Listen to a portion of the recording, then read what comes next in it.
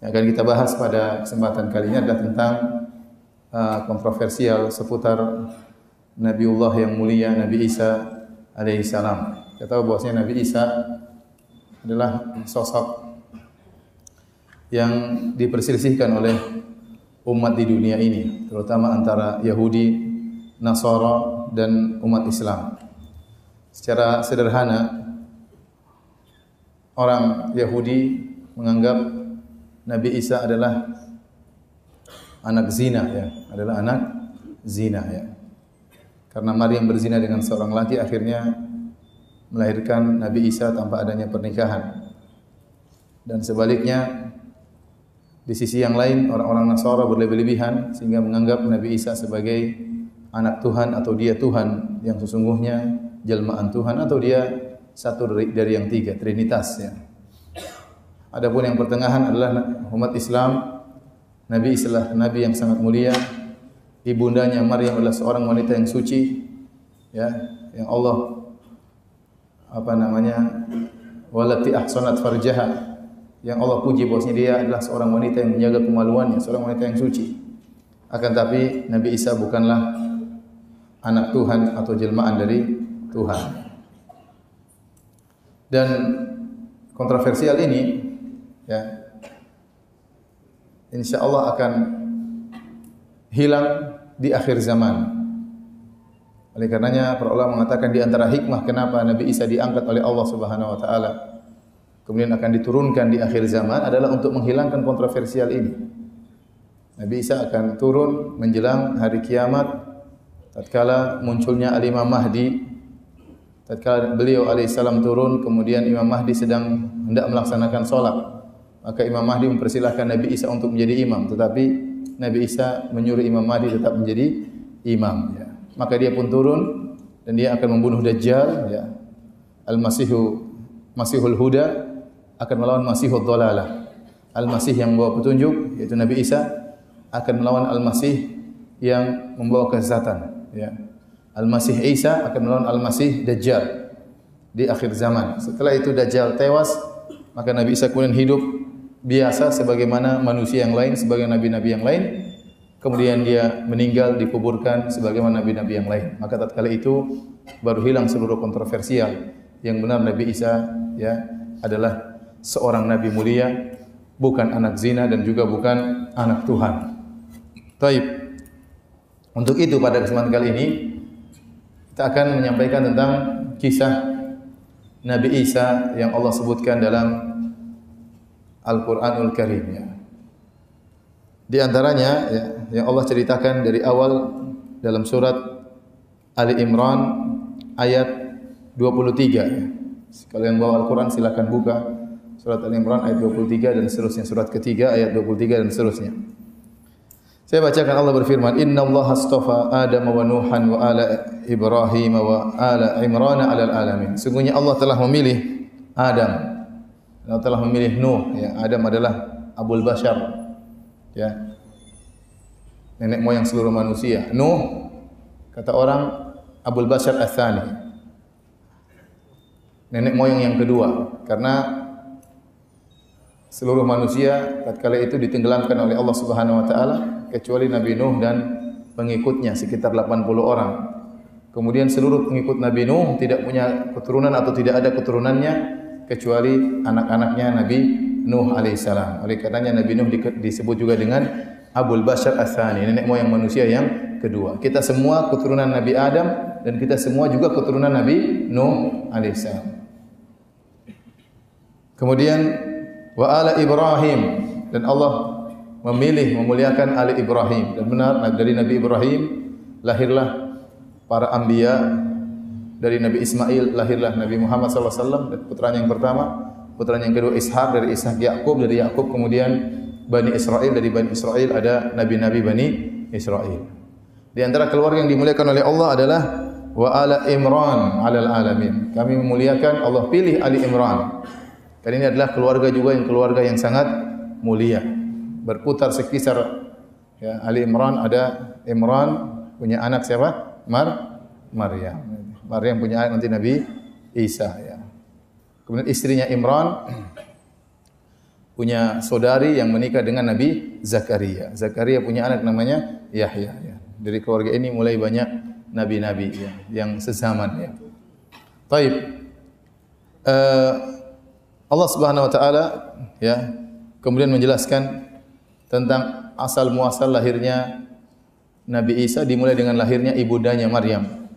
Idz qalat imra'atu Imran rabbi inni nadartu laka ma fi batni muharraran fataqabbal minni. Tatkala istrinya Imran.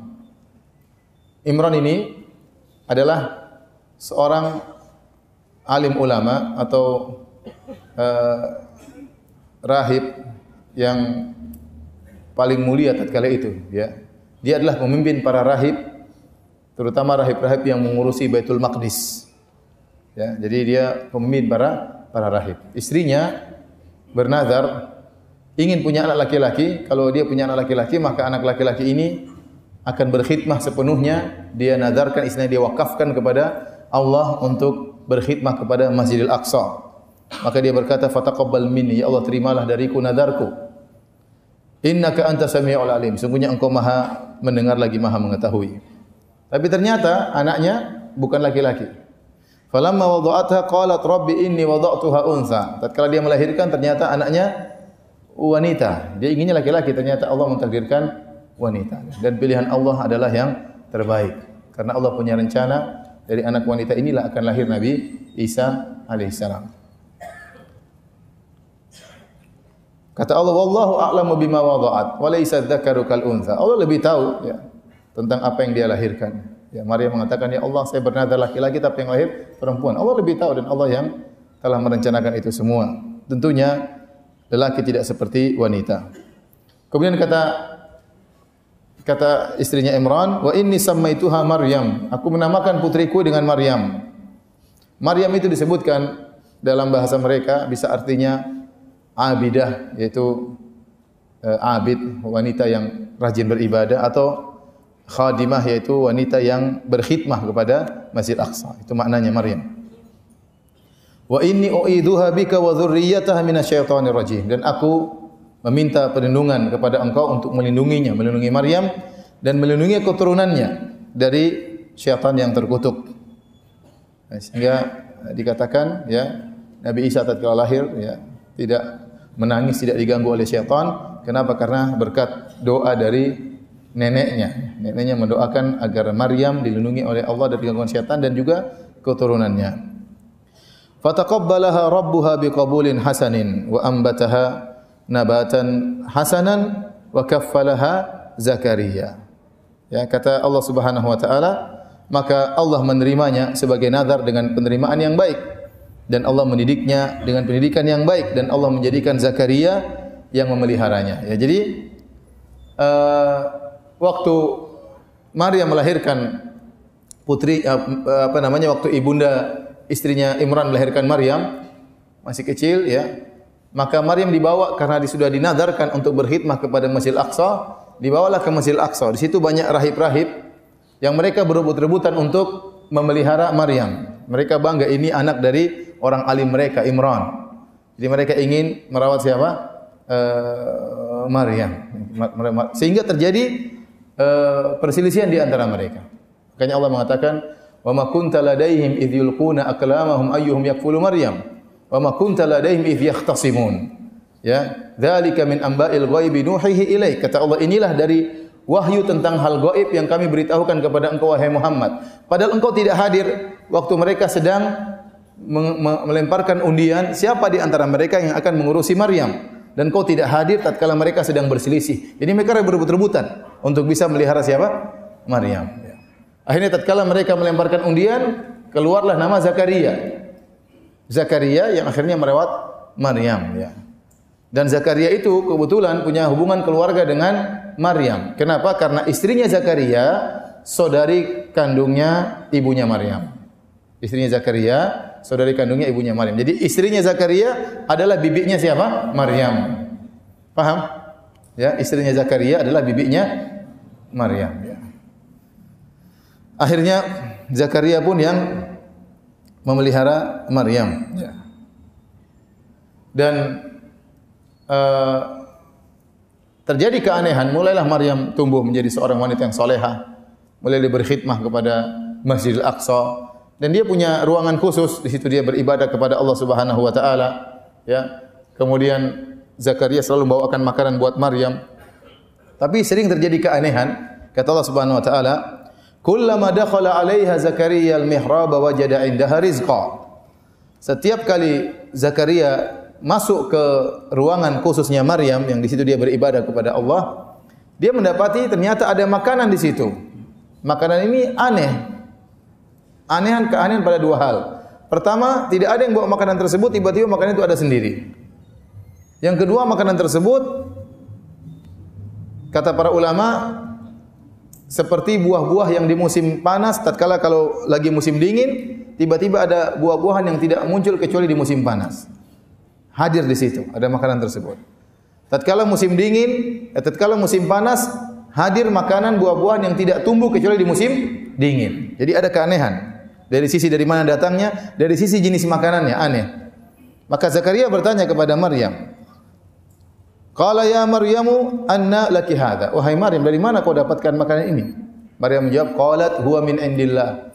Ini makanan dari sisi Allah Subhanahu wa taala. Innallaha yarzuqu man yasha'u bighairi hisab. Sungguhnya Allah memberi rezeki kepada siapa yang Dia kehendaki tanpa hisab. Kata Allah, "Hunalika da'a Zakaria rabbahu." Tatkala itulah baru kemudian Zakaria berdoa kepada Allah, "Rabbi habli min ladunka dzurriyyatan thayyibah." Ya Allah, anugerahkanlah kepadaku anak yang saleh, keturunan yang saleh. Ternyata Zakaria sudah sangat tua, tidak punya anak. Dan dia tidak pernah berdoa kepada Allah untuk punya anak. Kenapa? Dia tahu diri, Zakaria alaihissalam, dia sudah tua, istrinya mandul. Tatkala tidak ada sebab-sebab untuk punya anak, dia tidak pernah berdoa. Tapi waktu dia melihat keajaiban, ini Maryam ternyata ada makanan datang tiba-tiba tanpa ada yang nganterin. Jenis makanan juga aneh, musim panas kok ada buah-buahan musim dingin kok ada buah-buahan musim panas. Maka dia akhirnya terketuk hatinya untuk berdoa kepada Allah, nekat minta ingin punya anak meskipun sebab-sebab punya anak tidak ada. Kenapa? Dia sudah sangat tua, istrinya mandul. Gimana cara punya anak? Itulah yang Allah abadikan dalam surat Maryam. Di awal surat Maryam, ya, kata Allah, "Dzikru rahmati rabbika 'abdahu Zakaria idz nada rabbahu nidaan khafiyya qala rabbi inni wahana al-'azmu minni wa sha'ala ar-ra'su shayba wa lam akum bi du'aika rabbi shaqiyya wa inni khiftu al-mawaliya min wara'i wa kanat imra'ati 'aqira fahab li min ladunka waliyya." Dia berdoa, "Ya Allah," ya, idz nada rabbahu nidaan khafiyya. Tatkala dia berdoa kepada Allah dengan suara yang lirih. Dia berdoa, "Ya Rabbku, sungguhnya tulangku sudah sangat lemah, sudah tua." Ada yang mengatakan umurnya sudah hampir 100 tahun, sudah sangat tua, ya. Rambutku sudah putih semuanya, ya. Semuanya sudah putih, ya. Istriku mandul, tapi saya tidak putus asa kepada Engkau ya Allah. Dia berani berdoa, kenapa? Karena dia melihat apa? Keajaiban. Sebelumnya dia tidak pernah berdoa minta. Akhirnya Allah kabulkan, ya. Kemudian kata Allah, "Ya Zakaria, inna nubashiruka bi gulamin ismuhu Yahya, lam naj'al lahu min qablu samiyya." Wahai Zakaria, kami akan memberikan kepada engkau seorang putra namanya Yahya. Waktu dikabarkan oleh malaikat bahwasanya dia punya anak namanya Yahya, dia heran. Qala an rabbi anna yakunu li gulam. Ya Allah, kok bisa saya punya anak? Wa kanat imraati akhira, istri saya mandul, wa qad balagtu minal kibari itiya. Sementara saya sudah sangat tua. Jadi dia tadi yang minta, waktu dikabulkan dia juga kaget, ya. Karena di luar dugaan. Ternyata bisa. Jadi itulah sebabnya kemudian Zakaria berdoa dan akhirnya dia punya anak namanya Yahya. Kita kembali kepada Maryam. Para hadirin dan hadirat yang dirahmati Allah Subhanahu wa taala, Allah sebutkan juga kisah Maryam dalam surat Maryam dari ayat ke-16 dan seterusnya. Silakan buka surat Maryam surat 19 ayat ke-16 dan seterusnya. Kata Allah Subhanahu wa taala, "Wadhkur fil kitabi Maryama idzin tabadat min ahliha makanan syarqiyya." Ceritakanlah wahai Muhammad, ya, kisah Maryam dalam Al-Quran. Allah suruh Nabi ceritakan kisah ini. Kita dengar kisah ini, kita ingin tahu faedahnya apa. Ya. Idzin tabadat min ahliha makanan syarqiyya. Tatkala Maryam menjauhkan diri dari keluarganya ke suatu tempat di sebelah timur Masjidil Aqsa. Jadi Maryam setelah dia dewasa, dia lebih konsentrasi untuk beribadah lagi. Dia menjauhkan diri, menjauh dari keramaian masyarakat, Orang-orang kenal Maryam. Maryam ini anaknya Imran. Imran dulu orang yang sangat soleh. Ya. Maka kemudian Maryam menjauh dan dia ingin konsentrasi beribadah kepada Allah Subhanahu wa taala. Dia menjauh dari perkampungan, dia menjauh, ya. Kemudian kata Allah, "Fattakhadhat min dunihim hijaban fa arsalna ilaiha ruhana."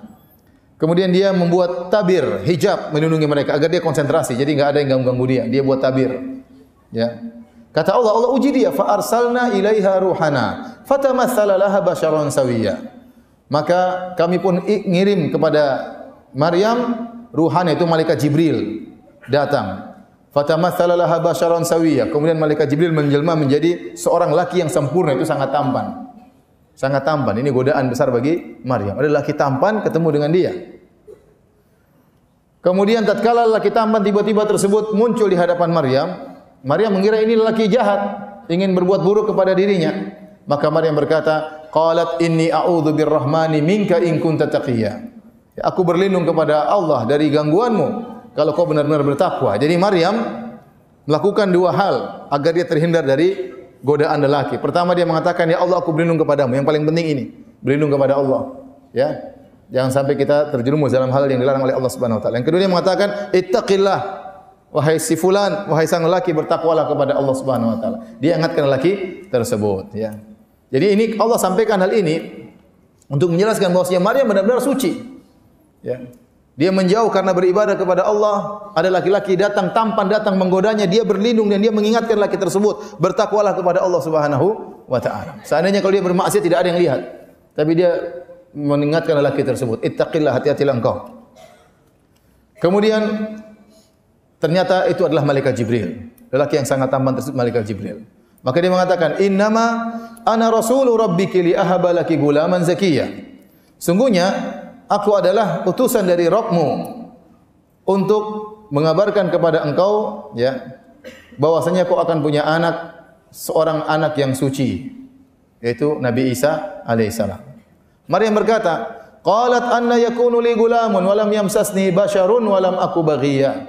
Bagaimana saya bisa punya anak sementara saya tidak pernah disentuh oleh lelaki pun. Tidak ada lelaki yang pernah menyentuhku dan aku bukanlah wanita pezina. Karena anak tidak mungkin muncul kecuali dari dua jalan. Pertama menikah disentuh oleh lelaki, yang kedua atau wanita tanpa pernikahan, yaitu dengan perzinahan.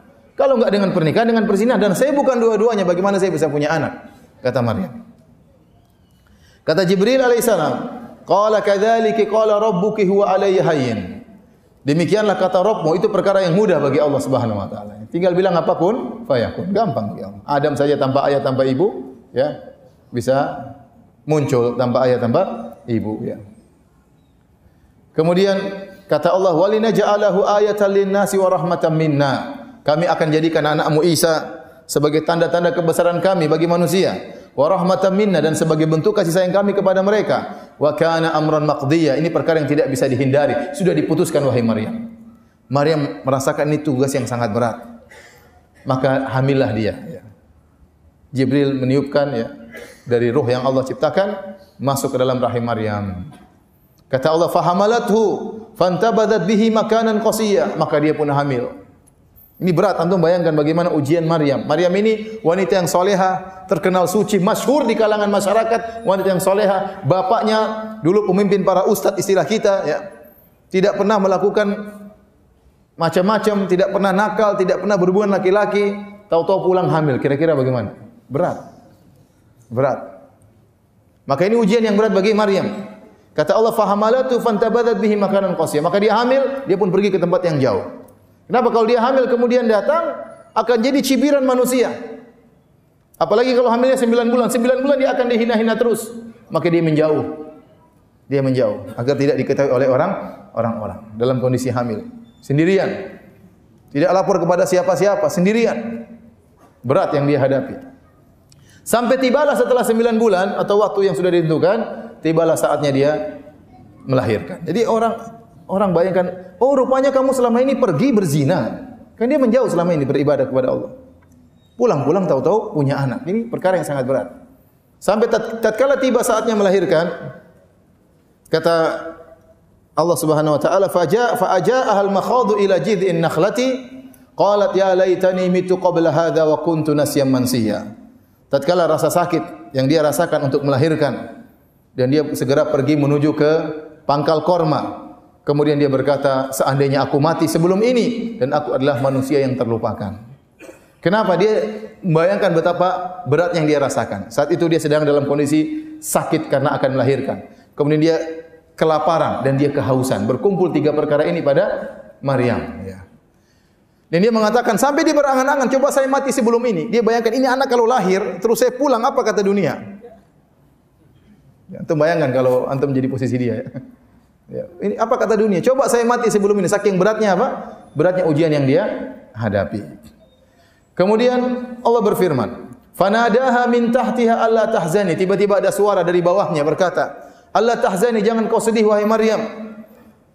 Qad ja'ala rabbuki tahtaki sariya." Sungguh Rabbmu telah mengalirkan air di bawahmu, ada mata air mengalir di bawahnya. Ya. Dia kehausan, ada air, Allah siapkan air. Wa huzzi ilaiki bi jidhin nakhlati tusaqit alayki rutuban janiyya. Dan goyangkanlah akar pohon korma, niscaya rutop-rutop tersebut akan jatuh dan siap kau untuk makan. Fakuli washrobi wa qarri aina, makanlah dan minumlah dan senanglah dirimu. Ya. Maryam kemudian goyang apa? Akar pohon, akar korma, maka berjatuhanlah korma rutop kemudian dimakan oleh Maryam. Di sini para hadirin hadirat yang dirahmati Allah Subhanahu wa taala, Allah mengajarkan kepada Maryam untuk melakukan sebab meskipun sedikit. Karena Maryam dalam kondisi sangat lemah mau melahirkan, kesakitan. Disuruh goyang pohon korma, enggak akan goyang pohon korma tersebut. Apalagi digoyang bagian bawah akarnya. Coba kalau antum yang goyang bukan kormanya yang goyang. Korma kalau goyang atas saja enggak bisa, kalau goyang di bawah gimana cara goyangnya? Orang kalau mau goyang bagian atas digoyang, paham? Karena Maryam kesakitan tergeletak, dia goyang apa? Ya gimana mau goyang? Tapi kata Allah, lakukan sebab meskipun sedikit. Agar akibat akan datang. Urusan akibat, keberhasilan urusan Allah Subhanahu wa taala. Ya. Jadi seorang harus berusaha. Ya. Maka Maryam tatkala dia goyang, maka berjatuhanlah rutop tersebut. Ini dijadikan dalil oleh para ulama bahwasanya Nabi Isa alaihissalam itu lahirnya bukan di musim salju. Kemudian Santa Claus turun. Enggak. Nabi Isa alaihissalam lahir di musim panas karena korma itu tidak mungkin keluar rutopnya kecuali di musim panas. Korma itu enggak akan keluar rutopnya, tahu rutop kan yang masih basah itu, kecuali di musim apa? Musim panas. Jadi tidak benar bahwasanya Nabi Isa lahir tanggal 25 Desember musim salju. Kemarin saya sempat di bandara Malaysia, saya dengan kawan saya jenggotnya panjang. Tiba-tiba kita duduk, ada orang barat duduk, orang bule duduk. Dia ketawa. Ketawain teman saya yang jenggotan. Kenapa? Kayak Santa Claus katanya. Oh, saya lupa. Santa Claus juga jenggotan ya. Jadi bukan cuma Nabi Isa, bukan Yesus saja yang berjenggot. Ternyata Santa Claus juga apa? Berjenggot. Baik. Dan ternyata hal ini ya sama dengan yang diungkapkan dalam Injil, dalam Alkitab ya. Ada saya tulis di internet judulnya merayakan hari Natal adalah bid'ah dhalalah ya ini. Ya. Dalam Injil Lukas 2 ayat 6 sampai 11, kalau yang punya silakan buka ya. Saya bacakan tentang hari lahirnya Nabi Isa. Ketika mereka di situ, tibalah waktunya bagi Maria untuk bersalin. Maria maksudnya apa? Maria itu maksudnya siapa? Maryam. Dan ia melahirkan seorang anak laki-laki, anak yang sulung, lalu dibungkusnya dalam lampin dan dibaringkannya di dalam palungan karena tidak ada tempat bagi mereka di rumah penginapan. Di daerah itu, perhatikan sini, ini jadi perhatian kita. Di daerah itu ada gembala-gembala yang tinggal di padang menjaga kawanan ternak mereka pada waktu malam. Jadi waktu Nabi Isa lahir, saat itu banyak gembala-gembala sedang di luar di padang di malam hari. Dan kambing-kambing mereka dikeluarkan di padang rumput. Ini jelas, ini di waktu musim panas.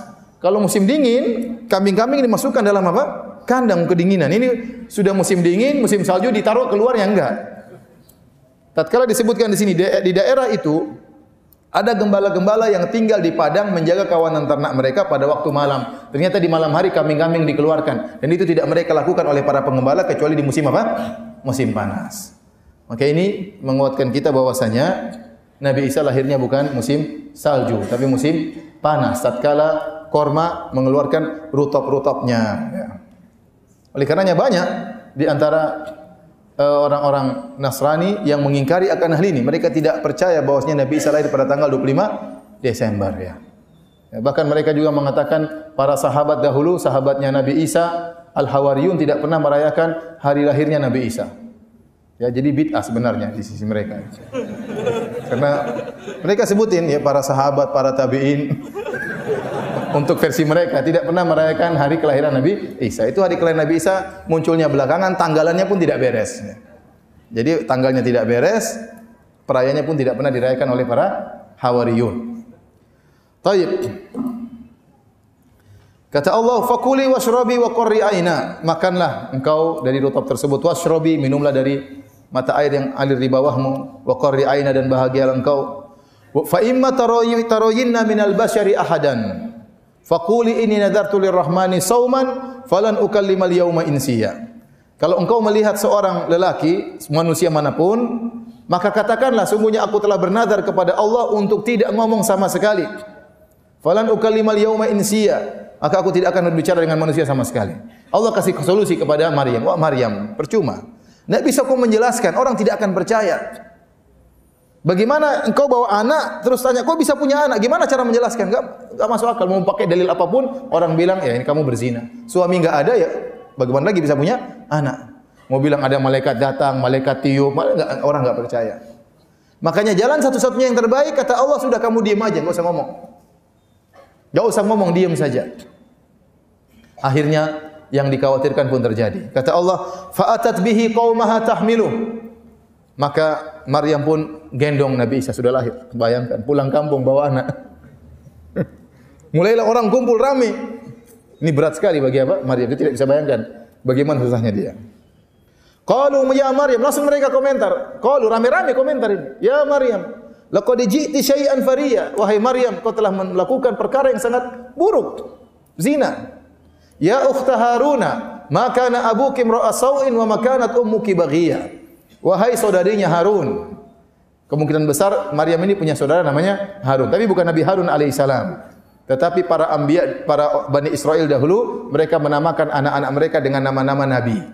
Di antaranya ada yang dinamakan dengan Harun, dan ini bukan Nabi Harun. Karena Nabi Harun di zaman Nabi Musa alaihissalam. Ini jauh setelah Nabi Musa. Harun di sini adalah kebetulan namanya sama saja. Maka na abuki imra'a sawin, kok bisa kau berzina wahai Maryam, sementara ayahmu bukanlah orang yang buruk dan ibumu bukan pezina. Kau bukan keturunan pezina, bapakmu baik-baik, kok sekarang bisa berzina? Mereka berdalil dengan bahwasanya buah jatuh tidak jauh dari apa? Pohonnya. Ya. Oleh karenanya pepatah Arab mengatakan, faman syabaha abahu fama zalam. Barang siapa yang mirip dengan bapaknya maka dia tidak bersalah. Ya. Maka seorang berusaha berbuat baik agar anaknya bisa mirip dengan dia, ya. Oleh karenanya mereka heran, kok bisa bapakmu orang baik, ibumu orang baik, kok kamu berzina wahai Maryam? Maryam tidak bisa jawab. Jadi tidak boleh menjawab karena tidak mungkin mereka paham. Fa asyarat ilaih, Maryam gini. Katanya tanyain sama bayiku ini. Kenapa kamu berzina? Kenapa kamu berzina? Gini jawabannya. Qalu kaifa nukallimu man kana fil mahdi sabiyya. Kata mereka, bagaimana kami bisa ngomong sama anak masih digendong? Tiba-tiba Nabi Isa berkata, qala inni abdullah, sungguhnya aku hamba Allah. Yang pertama Nabi Isa ucapkan dalam perkataannya, bukan aku anak Tuhan.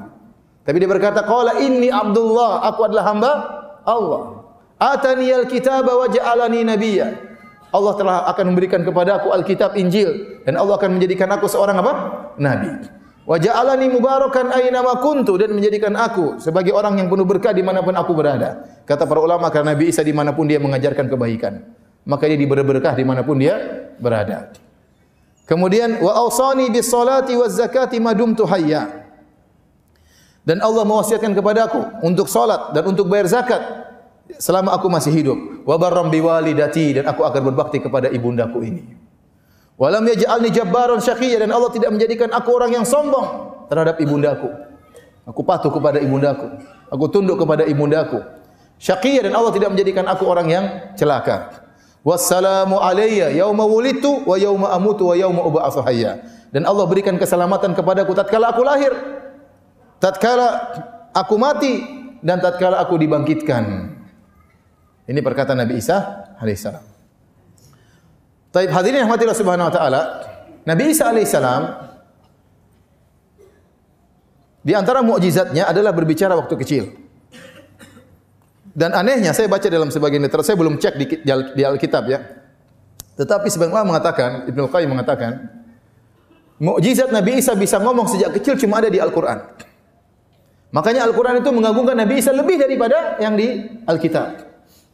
Di Alkitab tidak disebutkan Nabi Isa sejak kecil bisa apa? Bisa ngomong. Pernyataan tentang Nabi Isa bisa kecil sejak ngomong itu dalam Al-Qur'an. Dalam Al-Qur'an. Apakah Nabi Isa bisa ngomong terus? Jawabannya tidak.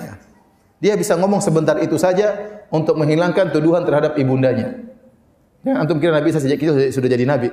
Innal hamdalillah nahmaduhu wa nasta'inuhu. Enggak.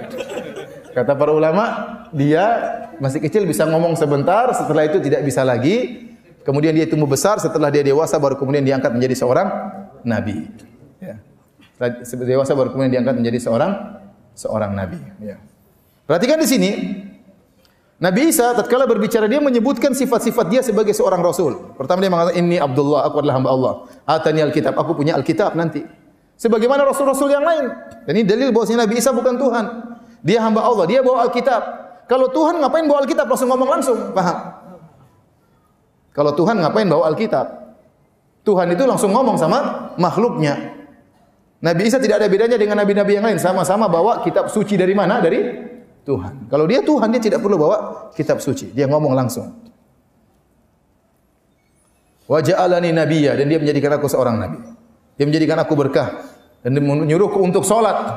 Dan Allah menyuruhku untuk salat. Dan kalau antum buka dalam, saya ada tulisan dalam firanda.com, antum bisa baca, yaitu Yesus manusia atau bukan, manusia atau Tuhan atau bagaimana. Kira-kira maknanya demikian judul artikelnya. Situ saya sebutkan bagaimana sifat-sifat manusianya Nabi Isa alaihissalam. Di antara sifat-sifat manusianya dia sebagai seorang rasul, dia salat, dia sujud, dia berdoa.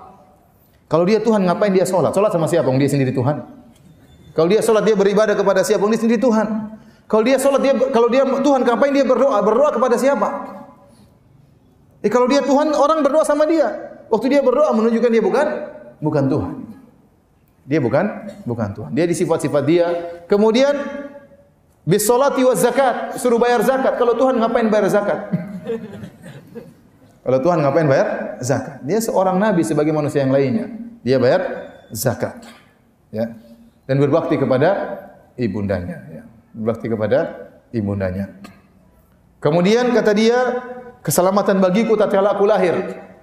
Ingat, keselamatan di sini bukan selamat lahir. Ini sering dijadikan dalil oleh orang-orang liberal, mengatakan bahwasanya bolehnya kita mengucapkan selamat Natal. Kenapa? Karena Allah mengucapkan selamat kelahiran Nabi Isa. Padahal assalam di sini bukan artinya selamat. Artinya keselamatan dalam bahasa Arab, bukan keselamatan bahasa Indonesia. Orang Arab itu kalau ada orang datang kemudian anaknya sakit, selamat. Maksudnya semoga selamat, lagi sakit ya. Bukan selamat sakit, bukan. Jadi mereka bilang selamat, itu sering kita dengar di Madinah. Lagi sakit, selamat, lagi kaki agak pincang-pincang, selamat, maksudnya semoga selamat, ada apa gitu loh. Bukan selamat sakit, selamat pincang, bukan. Ya. Ini maknanya assalamu alayya, keselamatan bagiku tatkala aku lahir, yaitu waktu Nabi Isa lahir tidak diganggu oleh setan sebagaimana doanya dari neneknya tadi. Bukan selamat lahir. Mereka berdalil dengan sepotong ini, assalamu alayya, lihat Allah mengatakan selamat lahir. Ini hari Natal. Allah mengatakan selamat lahir kepada kelahiran Nabi Isa. Kita ikut Allah mengucapkan selamat Natal atas lahirnya Nabi Isa. Baik, lanjutkan ayatnya. Keselamatan bagiku hari waktu aku lahir, wa yauma amutu, dan hari tatkala aku meninggal. Baik, kalau Nabi Isa meninggal selamat mati juga. Paham? Jadi saya bacakan ayatnya secara lengkap. Keselamatan bagiku tatkala aku lahir, tatkala aku mati, dan tatkala aku dibangkitkan. Kalau Anda hanya mengambil sepotong, selamat waktu aku lahir, maksudnya selamat lahir. Tapi waktu mati, selamat waktu mati, selamat mati juga. Selamat mati Nabi Isa, selamat mati, enggak. Nabi meninggal itu adalah kesedihan, bukan keselamatan, bukan untuk dirayakan kematian seorang nabi. Itu kesedihan yang luar biasa. Dan hari tatkala kebangkitan, nanti antum waktu lahir hari kebangkitan, antum beri selamat sama Nabi Isa. Selamat bangkit. Jadi susah kalau orang menafsirkan bahasa Arab diterjemahkan dalam versi bahasa Indonesia. Istilah Arab diarti dengan istilah Indonesia. Kadang saya sedih yang mentafsirkan seperti itu orang yang terkenal sebagai ahli tafsir di Indonesia. Taib hadirin yang dirahmati oleh Allah Subhanahu wa taala. Nabi Isa kemudian dia tumbuh dan berkembang, kemudian dia menjadi seorang nabi. Mulailah dia berdakwah. Dan Allah Subhanahu wa taala memberikan dia beberapa mukjizat. Di antaranya Allah berfirman, "Wa rasulan ila bani Israil." Aku adalah seorang rasul kepada Bani Israel. "Anni qad ji'tukum bi ayatin min rabbikum." Sungguhnya aku datang dengan mukjizat dari Rabb kalian. Istilah mukjizat itu istilah orang sekarang. Sebenarnya kalau dalam istilah syar'i ayat.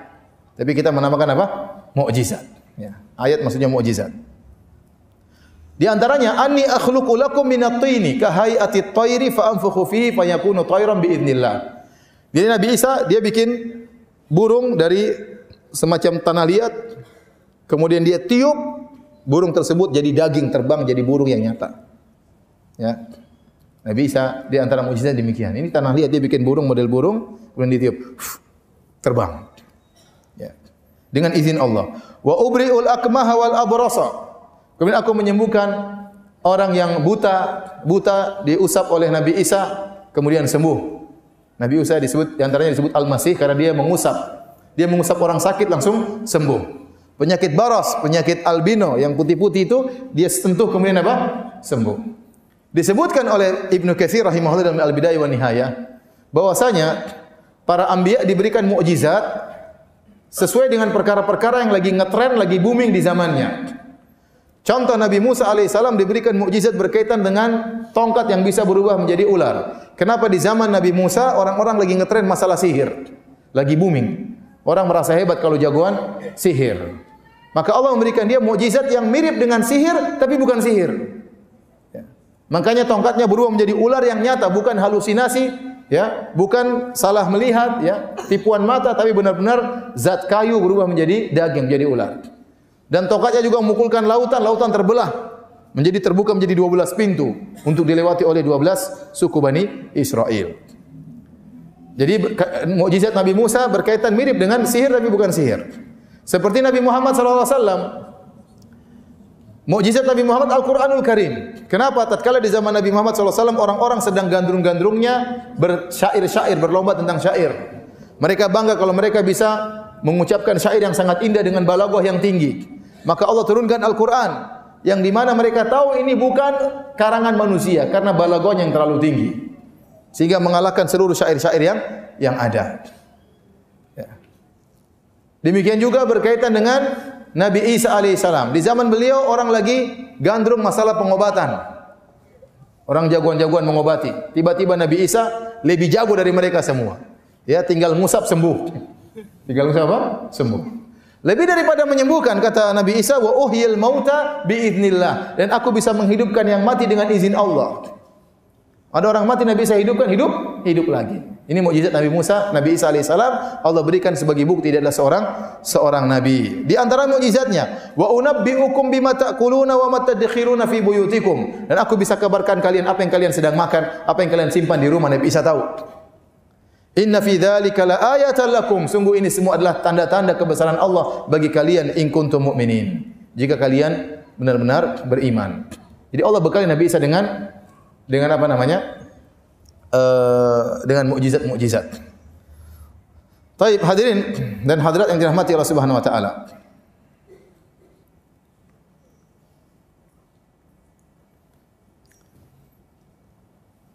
Tatkala Nabi Isa berdakwah,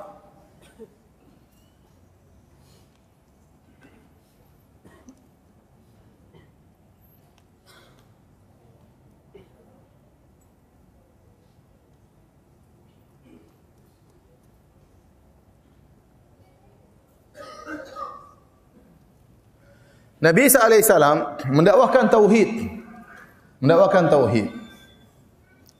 Kemudian Nabi Isa juga memperbaiki ajaran-ajaran orang-orang Yahudi yang keliru dan menyimpang. Ya. Ada perkara-perkara yang berat Nabi Isa mansuhkan, jadi dimudahkan.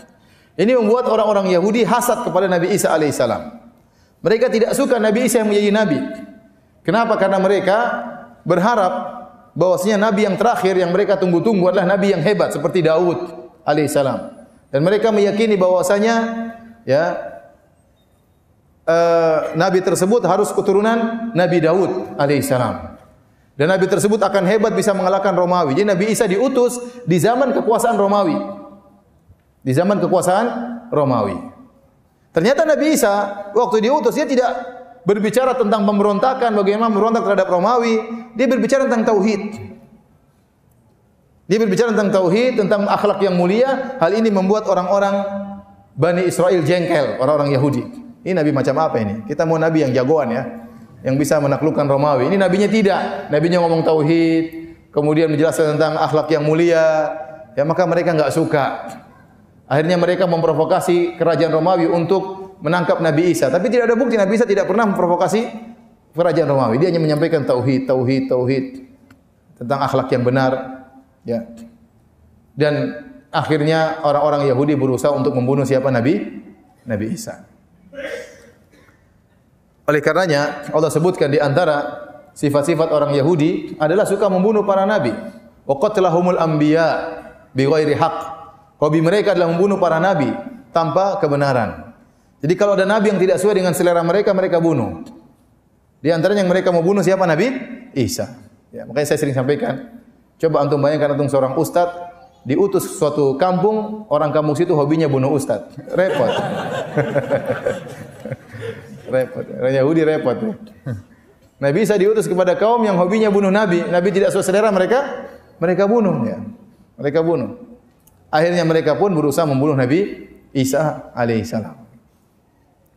Allah Subhanahu wa taala berfirman, bagaimana mereka bangga, mereka menyangka mereka telah berhasil menangkap Nabi Isa dan mereka menyangka mereka telah berhasil menyalib Nabi Isa. Kata Allah, wa qaulihim inna qatalna al-Masiha Isa bin Maryam Rasulullah. Sebagaimana perkataan orang Yahudi, mereka berkata kami telah berhasil membunuh Masih Isa bin Maryam, utusan Allah telah berhasil kami bunuh. Bayangkan mereka bunuh, mereka bangga berhasil membunuh Nabi. Kata Allah, wa ma qataluhu wa ma salabuhu. Mereka tidak pernah membunuh Nabi Isa dan mereka tidak pernah menyalib Nabi Isa. Walakin syubbiha lahum. Tetapi ada orang diserupakan dengan Nabi Isa. Kata Allah, barrafa'ahu Allahu ilaihi dalam ayat selanjutnya. Bahkan tetapi yang benar Allah mengangkat Nabi Isa kepada Allah Subhanahu wa taala. Jadi versi Islam demikian. Nabi Isa tidak meninggal. Tapi ada orang diserupakan dengan Nabi Isa. Siapakah orang yang diserupakan Nabi Isa? Terjadi perselisihan dalam Injil-Injil. Dalam Injil Barnabas dikatakan namanya adalah Yudas Iskariot. Dalam Injil ini mengatakan seorang murid Nabi Isa yang dia mengatakan biar saya yang tertangkap wahai guruku, jangan engkau ya. Intinya demikian ya. Ada yang mengatakan pengkhianat yang dia melaporkan kepada Romawi dan dia murid Nabi Isa, akhirnya dia berkhianat dan dia menunjukkan tempat Nabi Isa. Tatkala tiba di sana tiba-tiba Nabi Isa diangkat dan wajah dia dirubah menjadi wajah Nabi Isa. Kita tidak tahu siapa orang tersebut, tapi kita yakin Allah mengatakan ya, ada orang yang diserupakan kepada Nabi Isa dan itulah yang ditangkap dan itulah yang disalib, bukan Nabi Isa. Adapun Nabi Isa selamat, barrafa'ahu Allahu ilaihi. Allah mengangkat Nabi Isa alaihissalam. Dia tidak dibunuh dan dia tidak disalib. Selesai, nanti Nabi Isa turun di akhir zaman, ya. Sebagaimana datang dalam hadis-hadis yang mutawatir, Nabi Isa turun, kemudian dia membunuh Dajjal, kemudian dia hidup kalau tidak salah 7 tahun, kemudian meninggal sebagaimana nabi-nabi yang lain. Ini kira-kira Nabi Isa menurut versi Islam. Adapun Nabi Isa menurut versi Alkitab, ya.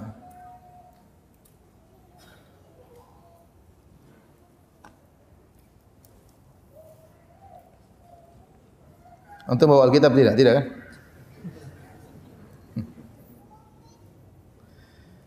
Saya ingin sampaikan tabel ya. Jadi sebenarnya ya, tabel tentang Nabi Isa versi Injil. Kalau kita jelas Nabi Isa sejak kecil, waktu kecil dia bisa berbicara ya. Adapun dalam Injil dan Nabi Isa lahir tanpa ayah. Nabi Isa lahir tanpa ayah.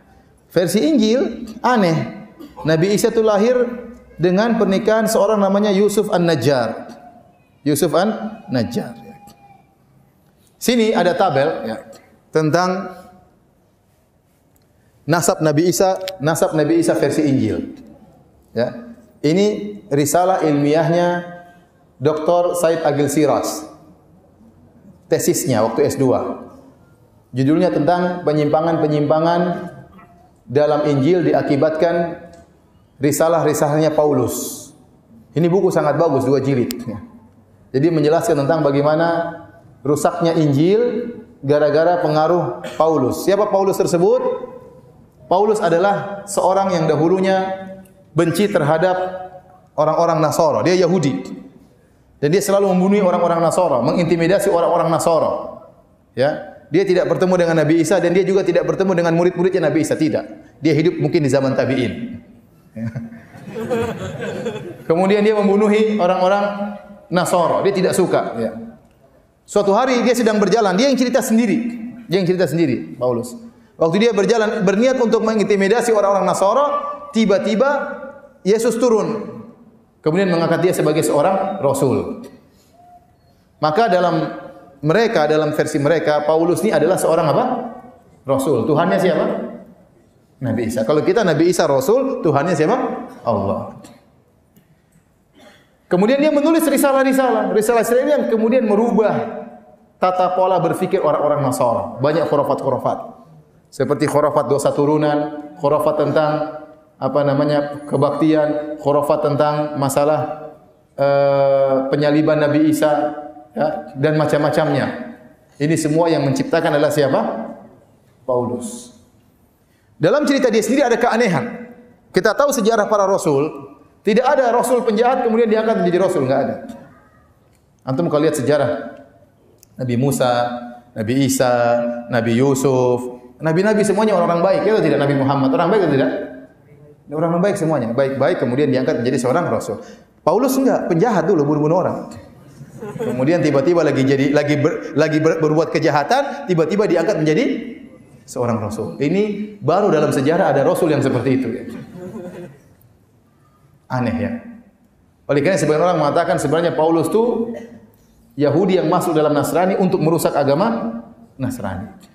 Dia yang memberi doktrin bahwasanya dia seorang rasul dan Yesus adalah Tuhan. Padahal Yesus tidak pernah mengangkat dirinya sebagai Tuhan. Nah, dalam kitab-kitab Injil sini ada mereka sebutkan anehnya dalam kitab Injil bahwasanya Yesus itu punya bapak namanya Yusuf An-Najjar. Kemudian mereka menyebutkan tentang nasab Yesus ya. Ada Injil Matta, ada Akhbar al-Ayyam al-Uwal, ada Injil Lukas. Jadi 3 versi. Ternyata dalam versi Injil Matius ya, Nabi Isa itu nasabnya sampai kepada Nabi Daud. Semuanya berusaha menyampaikan nasabnya sampai Nabi Daud. Karena orang Yahudi meyakini Nabi terakhir harus dari keturunan siapa? Nabi Daud alaihissalam. Dan Yusuf An-Najjar ini dari keturunan Nabi Daud. Maka mereka pun menuliskan nasabnya. Ternyata kalau di Injil Matius coba, Yesus bin Yusuf. Bin siapa? Bin Yusuf An-Najjar. Bin sampai bin Daud. Ternyata ada 32 bapak. Dari Nabi Isa sampai Nabi Daud ada berapa bapak? 32 bapak. Versi dari Akhbar al-Ayyam al-Uwal, Yusuf seterusnya sampai Nabi Daud cuma sekitar 23 bapak. Satunya 30, satunya berapa? 23. Injil Lukas dari Yusuf bapaknya Nabi Isa sampai Nabi Daud ada 43 bapak. Ini dalam Alkitab saja ada khilaf yang luar biasa. Jadi ada yang bilang bapaknya dari Yusuf sampai Nabi Daud 32. Ada yang 22, ada yang 42. Beda 10-10. Antum kira antara 20 dengan 40, 20 bapak itu tidak sedikit, itu banyak itu. Beda 10 bapak saja sangat banyak. Antara Injil Matius dengan Injil Lukas, Injil Matius mengatakan bapaknya ada 32 sampai ke Nabi Daud. Injil Lukas mengatakan bapaknya ada 42 sampai Nabi Daud alaihissalam. Ini kontradiksi. Dan ini tidak benar. Ya. Kenapa? Karena dalam aturan Bani Israel mereka ada 12 asbat. Mereka 12 asbat. Jadi 12, jadi kan Nabi Yakub alaihissalam, Yakub bin Ishak bin Ibrahim. Siapa Bani Israel? Bani Israel itu semuanya keturunan siapa? Yakub. Yakub itulah Israel. Anak-anaknya semua disebut dengan Bani Israel. Dan mereka ada 12 orang, Yusuf dan saudara-saudaranya. Yusuf Binyamin satu ibu, kemudian 10-nya dari ibu yang berbeda. Dari 12 orang ini, Yusuf dan saudara-saudaranya, lahirlah suku-suku. Dan dalam peraturan mereka, satu suku harus menikah di antara mereka saja, tidak boleh nikah dengan suku yang lain. Faham? Sukunya Yusuf tidak boleh nikah dengan sukunya Binyamin, tidak boleh nikah dengan sukunya Yahuda. Ternyata kalau ditelusuri, Maryam itu Maryam ibunya Nabi Isa itu bukan dari keturunan Daud, dia dari suku Yahuda kalau enggak salah. Dari suku apa? Yahuda atau dari suku Harun, saya lupa. Intinya bukan sukunya Yusuf An-Najjar.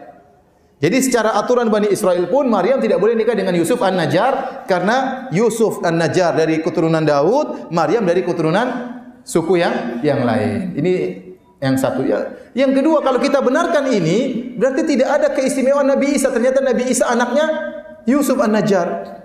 Paham? Islam tidak. Isa lahir tanpa bapak, mukjizat. Jadi sebenarnya Islam lebih memuliakan Nabi Isa alaihissalam dari dua sisi, tidak terdapat dalam Injil. Pertama, Nabi Isa berbicara waktu kecil, itu tidak ada dalam Injil. Yang kedua, Nabi Isa dalam Al-Quran lahir tanpa apa? Bapak. Kalau mereka ada bapaknya, bahkan ada nasabnya, cuma ada khilaf dalam nasabnya. Ya. Lihat, kalau Yusuf kalau Injil Matta, Yusuf bin Yakub, bapaknya Nabi Isa namanya Yusuf bin Yakub. Dalam Injil itu Matta maksudnya Injil Matius. Dalam Injil Lukas, Yusuf bin Hali. Kakeknya saja sudah beda. Kakek pertama sudah beda. Nyok yang bikin Injil itu ngantuk kali, makanya sampai bisa beda-beda banyak kayak gini gimana ya. Jadi para hadirin Allah Subhanahu wa taala, kita bicara tentang versi mereka, jadi mereka meyakini Nabi Isa yang disalib. Nabi Isa yang disalib. Kemudian dia disalib. Waktu disalib, dia berkata, Ya Ilya lima syabaqtani. Wahai bapakku, kenapa kau tinggalkan aku? Ya, saya sampaikan kepada teman-teman saya waktu saya masih di Papua. Saya punya teman-teman orang-orang Nasara ya. Saya bilang, lihat, dalam Injilmu disebutkan Yesus berkata, "Wahai bapakku, kenapa kau tinggalkan aku?" Berarti Yesus bukan bapak. Karena dia sedang berbicara dengan zat yang lain. Jangan kalian berkata Yesus adalah bapak, bapak adalah Yesus. Kalau dia adalah bapak, bapak adalah dia, ngapain dia ngomong? Paham? Dia ngomong sama kan? Ya bapak, kenapa kau meninggalkan aku? Berarti ada yang meninggalkan, ada yang ditinggalkan. Paham tidak? Berarti dua zat yang berbeda. Sementara mereka meyakini Allah ya Yesus, Yesus adalah Allah. Lalu kalau gitu Yesus lagi ngomong sama siapa? Dia bingung juga waktu itu. Kau bilang Yesus adalah Allah, Yesus lagi ngomong sama siapa waktu dia berkata, ya bapakku kenapa kau tinggalkan aku? Baik. Intinya akhirnya Yesus meninggal, Isa meninggal alaihissalam menurut versi mereka. Waktu meninggal, setelah itu dikuburkan dalam kuburan. Setelah itu beberapa hari dia bangkit, yang dikenal dengan hari Paskah kalau nggak salah. Saya juga agak lupa, tapi intinya dia hari kebangkitan Isa Al-Masih. Mati, kemudian dia bangkit. Dia bangkit ya. Nah ini juga hal yang banyak membuat orang masuk Islam, terutama di Arab Saudi. Banyak orang Filipina masuk Islam gara-gara satu pertanyaan. Pertanyaannya begini. Karena mereka meyakini Allah adalah Isa, Isa adalah siapa? Allah. Satu di antara yang tiga. Orang Nasrani tentang Isa ada tiga pendapat. Yang pertama, Isa adalah anak Allah. Yang kedua, Isa adalah Allah. Yang ketiga, Isa satu dari yang tiga. Pertanyaannya, waktu Nabi Isa meninggal dunia, apakah Tuhan Bapa juga ikut meninggal dunia? Ini pertanyaan. Mereka bingung. Kalau mereka bilang Tuhan Bapa tidak meninggal, berarti Tuhan Bapa lain dengan Tuhan Anak. Berarti Isa bukan apa? Allah. Kalau Isa bukan Allah, selesai. Berarti Isa bukan Tuhan. Tapi kalau mereka bilang Tuhan Bapa juga ikut meninggal, repot. Iblis lagi berjaya waktu itu. Tuhannya mati semua. Saya ulangi. Ya. Ini buat mereka banyak masuk Islam. Tanya sama mereka, waktu Nabi Isa meninggal dunia, dikubur, meninggal dunia. Kan meninggal, iya mereka bilang meninggal. Bangkit lagi. Waktu beliau meninggal, Tuhan Bapa ikut meninggal atau tidak? Tinggal mereka jawab. Kalau mereka bilang Tuhan Bapa tidak meninggal, berarti Yesus bukan Allah. Dan itu yang kita inginkan. Yesus lain, Allah lain. Tidak satu kesatuan. Satu tidak sama dengan tiga, tiga tidak sama dengan satu. Kalau mereka bilang Tuhan Bapa juga ikut meninggal, musibah. Tadi ya, berarti iblis lagi berkuasa. Kalau meninggal siapa yang bangkitkan kalau begitu? Jangan-jangan iblis yang bangkitkan. Baik. Kemudian kenapa Nabi Isa? Mereka punya khurafat. Kenapa Nabi Isa? Kenapa Allah harus menjadi Nabi Isa? Ternyata kalau kita telusuri itu akibat khurafat mereka tentang dosa turunan. Dosa turunan. Jadi orang-orang Nasara mereka meyakini Nabi Adam alaihissalam waktu bersalah memakan buah di surga, berarti dia melakukan dosa. Waktu dia berdosa, maka dosanya diturunkan kepada seluruh keturunannya. Setiap anak yang lahir pasti membawa dosa keturunan. Semua manusia yang lahir pasti membawa dosa keturunan. Dan dosa keturunan tersebut tidak bisa ditebus oleh manusia yang lain. Kenapa? Karena setiap manusia yang akan menebus juga mengandung dosa keturunan. Paham? Saya ulangi. Antum paham atau tidak? Nabi Adam waktu makan buah berdosa atau tidak? Berdosa. Kemudian dosanya diturunkan. Setiap anak yang lahir pasti mengandung dosa keturunan. Dosa tersebut harus ditebus. Siapa yang bisa menebus? Tidak ada yang bisa menebus kalau manusia. Karena manusia juga sudah punya dosa keturunan. Bagaimana yang mau menebus sementara dia juga berlumuran dosa keturunan? Islam indah. Nabi Adam makan buah, bertobat. Tobatnya diterima atau tidak? Terima. Sudah selesai. Ngapain turun-temurun dosa-dosanya? Anak yang baru lahir tidak ada dosa-dosanya. Barang siapa yang berhaji, hajinya mabrur, raja'an dunubi ka yaumin waladtu ummu. Kata Nabi, barang siapa yang haji mabrur, bersih dari dosa-dosa seperti baru lahir dari perut ibunya. Orang baru lahir itu tidak ada dosa. Kenapa? Ada dosa turunan. Wala taziru waziratu wizra ukhra. Seorang tidak akan mengandung memikul dosa orang lain. Saya hanya sekedar kasih logika mereka. Akhirnya mereka punya logika, karena ini dosa keturunan, tidak mungkin ditembus oleh manusia, maka Allah harus turun tangan langsung. Yang bisa menebusnya harus yang suci. Dan yang suci cuma siapa? Allah. Semua manusia tidak ada yang suci. Yang suci cuma siapa? Allah. Akhirnya Allah harus turun tangan langsung. Terpaksa Allah menjelma menjadi Nabi Isa dalam perut Maryam. Karena harus yang suci yang bisa menebus dosa tersebut. Paham sampai di sini? Itu khurafat mereka. Pertanyaannya, Maryam suci atau tidak? Maryam manusia atau bukan? Maryam keturunan Nabi Adam atau bukan? Dia suci atau tidak? Tidak. Berarti dia juga punya dosa apa? Turunan. Sama saja. Allahnya suci, tapi numpang di mana? Sesuatu yang tidak suci. Padahal tadi aturannya yang tebus harus yang super suci. Ternyata Maryam juga manusia. Dan dia punya keturunan dosa dari Nabi Adam. Berarti Allah numpang di tempat yang tidak suci. Kata mereka tidak. Maryam sudah dibersihkan oleh Tuhan. Oh begitu? Ya sudah, bersihkan aja yang semuanya yang lainnya sekalian. Begitu mudahnya bersihkan dosa dari Maryam. Kenapa susah harus turun segala macam-macam susah sekali? Ya udah bersihkan juga yang lain-lainnya. Paham? Paham tidak antum? Tayyib. Kita ikut saja alur mereka. Tayyib. Nabi Isa akhirnya Allah harus turun tangan menjelma menjadi manusia, siap untuk disalib menebus dosa turunan tersebut. Saya tanya sama antum, ternyata Nabi Isa disalib dalam rangka menebus dosa turunan. Kalau Nabi Isa tahu misi dia turun, Tuhan turun di atas muka bumi untuk disalib, seharusnya Nabi Isa waktu ditangkap oleh orang Yahudi, dia terima kasih tidak sama orang Yahudi? Harusnya terima kasih. Ya alhamdulillah, memang ini yang saya cari-cari, tangkap saya, salib saya. Tapi kalau antum lihat dalam Injil, tidak. Nabi Isa antum baca dalam Injil, dia ketakutan, dia keringatan, dia gemetar, dia gelisah. Berarti dia tidak ingin ditangkap kan? Coba kalau dia gelisah kenapa itu berarti? Takut berarti, dia tidak ingin ditangkap. Seharusnya dia bersyukur ditangkap. Karena kalau dia tidak disalib, dosa tidak akan tertebuskan. Kita semua masuk neraka jahanam kalau begitu. Dosa itu tidak ada yang bisa tebus. Makanya waktu dia ditangkap itu harusnya orang-orang Nasara berterima kasih kepada orang-orang Yahudi yang berhasil menangkap Nabi Isa. Harusnya yang menyalib Nabi Isa benar-benar dimuliakan. Karena gara-gara mereka kita semua terbebas dari neraka jahanam. Seandainya tidak tertangkap, tidak tersalib, repot kita. Dosa turunan tidak bisa hilang. Paham sampai sini? Kita lanjutkan. Sekarang kita terima logika mereka bahwasanya dosa telah ditebus oleh Nabi Isa. Saya tanya sama antum. Dosa yang ditebus Nabi Isa cuma dosa turunan atau seluruh dosa manusia? Cuma dosa apa? Benar ya? Kalau jawabannya menebus seluruh dosa manusia, ya sudah silakan maksiat sebanyak-banyaknya, toh sudah ditebus.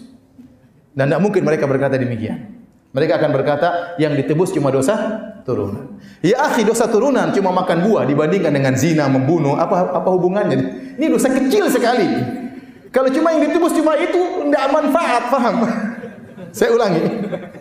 Dosa turunan cuma makan apa? Buah. Ada donat diambil dimakan terus minta ampun sama Allah, selesai. Dibandingkan dengan dosa membunuh, dosa LGBT, dosa berzina, dosa merampok, dosa korupsi. Apa bandingannya dengan dosa makan buah? Kalau yang ditebus cuma itu, apa manfaatnya? Ini yang bahaya yang banyak ini. Paham sampai di sini? Tayyib. Kata mereka, kalau orang mau selamat harus beriman Nabi Isa sebagai penebus dosa. Sekarang, saya orang Islam tidak beriman dengan khurafat tersebut. Waktu Nabi Isa sudah menebus dosa keturunan, sudah selesai kan? Berarti hutang sudah dibayar sama Nabi Isa. Mau saya beriman tidak beriman, saya tetap selamat. Antum enggak paham. Saya ulangi. Nabi Isa datangkan untuk menebus apa dosa turunan. Sudah ditebus belum? Berarti dosa turunan antum sudah ditebus belum? Sudah. Antum tidak beriman juga enggak masalah kan? Berarti mau masuk surga tidak harus beriman dengan khurafat ini. Paham?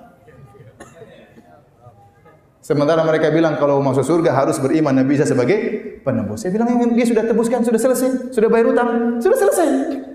Saya tidak beriman pun tidak jadi masalah. Toh dosa turunan saya sudah ditebus oleh Nabi Isa.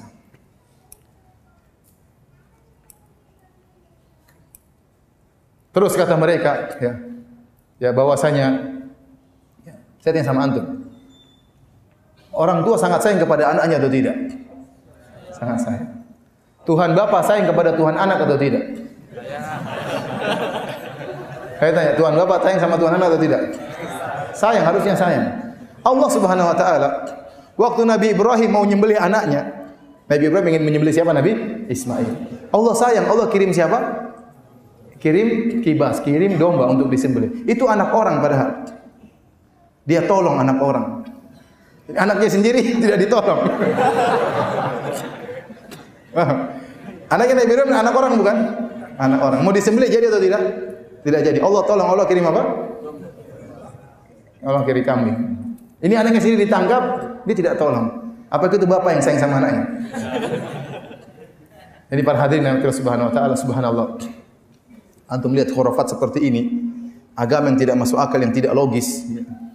Ini yang menganutnya miliaran manusia. Lebih banyak daripada orang Islam. Agar antum bersyukur kepada Allah bahwasanya antum di atas apa? Hidayah. Yang meyakini ya seperti ini lebih pintar-pintar daripada antum, IQ-nya lebih hebat daripada antum. Lebih kaya-kaya daripada antum, lebih cantik-cantik daripada anti-anti, lebih ganteng-ganteng daripada antum, lebih tinggi-tinggi daripada antum, lebih keren-keren daripada antum. Antum yang pas-pasan gini, alhamdulillah Islam.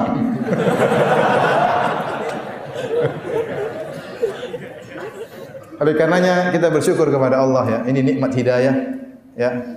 Allah berikan tidak kepada sembarang orang ya. Lihat jumlah mereka sebegitu banyak, ternyata mereka di atas kesesatan. Jadi demikian saja apa yang saya sampaikan pada kesempatan kali ini tentang kisah Nabi Isa alaihissalam ya. Ya, kita mengatakan wahai orang-orang Nasara, masuklah Islam. Kalau Anda masuk Islam, Anda tidak melecehkan Nabi Isa. Ada suatu pernyataan yang indah, dia mengatakan seorang yang masuk Islam dia berkata, ya, narbah Muhammadan walam nakhsar Isa. Kami beruntung Nasrani masuk Islam, kami mendapat keuntungan dengan beriman dengan Nabi Muhammad dan kami tidak rugi dengan menghinakan Nabi Isa. Kenapa? Karena orang Islam, kalau Nasrani masuk Islam, dia memuliakan Nabi Muhammad, Nabi Isa dimuliakan enggak? Tetap dimuliakan. Tidak ada konsekuensi kalau kita beriman kepada Nabi Muhammad kemudian Nabi Isa harus kita kafirkan, tidak ada konsekuensi tersebut. Itu konsekuensi yang tidak benar. Justru kalau kita beriman kepada Nabi Muhammad, kita muliakan Nabi Isa. Sama seperti orang-orang Syiah, mereka membuat konsekuensi seakan-akan kalau kamu beriman kepada, percaya kepada para sahabat berarti kamu mencela Ahlul Bait. Padahal tidak ada hubungannya. Kita bisa sayang kepada sahabat Nabi dan bisa sayang kepada Ahlul Bait. Ya. Bukankah Ahlus Sunnah sayang kepada Ahlul Bait? Sayang. Sayang juga kepada para sahabat? Sayang. Kenapa kalian orang Syiah membuat suatu pola pemikiran kalau kalian percaya kepada Abu Bakar berarti kalian menghina Ahlul Bait? Itu tidak benar. Tidak ada konsekuensi demikian. Sama tatkala kita beriman kepada Nabi Muhammad bukan berarti kita menghina Isa, bahkan kita mengagungkan Nabi Isa. Betapa banyak Nabi Isa dalam Al-Quran diagungkan dalam Al-Quran oleh Allah Subhanahu wa taala. Tapi demikian saja kajian kita, hadirin hadirat yang hadir Subhanahu wa taala. Kalau ada yang bertanya saya persilahkan, wallahu taala alam bisawab.